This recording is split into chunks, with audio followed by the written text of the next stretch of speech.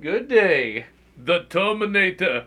As we get closer and closer to 2029, Terminator still maintains its relevancy. I'm looking at you, Grok. A lot of the later Terminator stories are kind of dumb, and many of the Terminator conclusions leave a little bit desired. Leave it to the fans to create the ultimate Terminator story.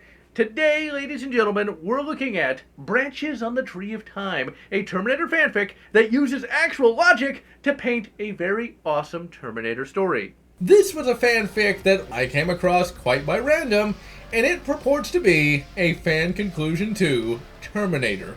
It's also a fan interpretation of Terminator. The big difference here is at the beginning of the fan fiction, we have Kyle Reese showing up in the 1990s and meeting a 30-year-old Sarah Connor. He wants to give Sarah Connor a revision of Skynet. He wants her to fix Skynet so that Skynet will be a benevolent AI instead of a homicidal one.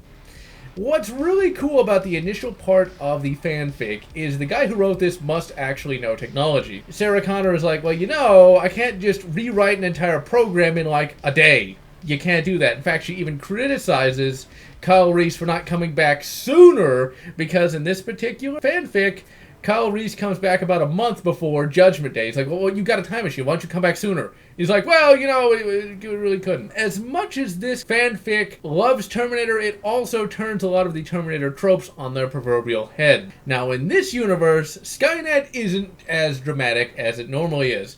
Skynet is just a dumb AI, but it's a fast, dumb AI. And that's something that is very important. It can't creatively think, but what it can do is think faster than a human, and thus it's able to actually fight humanity virtually to extinction. Most of the novel is taken up with how to stop Skynet. And basically, Sarah Connor just sits around creating this master plan to stop Skynet, and she doesn't actually have to do anything, because time travel. So she decides that, she'll train her daughter to be a computer programmer. Well, what happens? Her daughter shows up because time travel. And this happens all throughout the initial part of the novel, where literally 30 people show up from the future. They just show up because time travel. It works. And they also fix the time machine. Sarah Connor's all like, well, why can't it transport metal? That doesn't make any sense. Because it's time travel. Time travel shouldn't really follow these kind of rules. And it turns out that, Skynet was playing a bit of a trick on the wrist and saying that you have to use physical flesh. Well, they fixed that. Initially, people show up naked, and then later on, people show up with all these weapons and technologies and things of that nature. Towards the midpoint of the novel, Sarah Connor and her new family all try to take out Skynet, who is hiding out at this military base.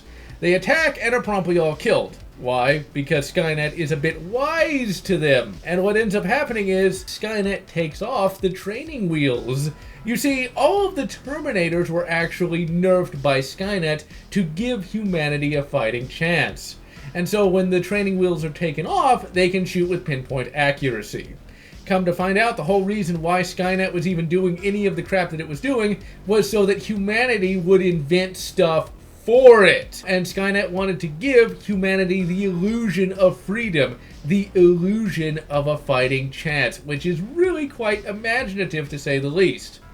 Ultimately, that battle that we see at the midway point of the novel doesn't actually happen.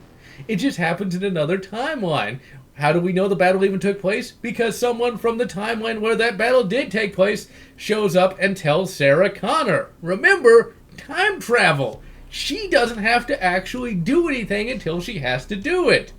Meanwhile, people from the future can come back and give her knowledge. What we end up seeing at the very end of the novel is even greater elements of time travel logic. So you want say 20 Kyle Reeses. Well, you take an hour, you take 20 minutes out of that hour, and there you go, you got 20 Kyle Reeses. Just created a minute apart. So, at the end of the novel, what you have is a massive all-out attack with 80 time duplicates on this Skynet military base. And it is excellent. Humanity does eventually win this battle, and Skynet is now this benevolent AI Why does it become a benevolent AI? Well, not by talking to it. You can't convince a computer program to do something.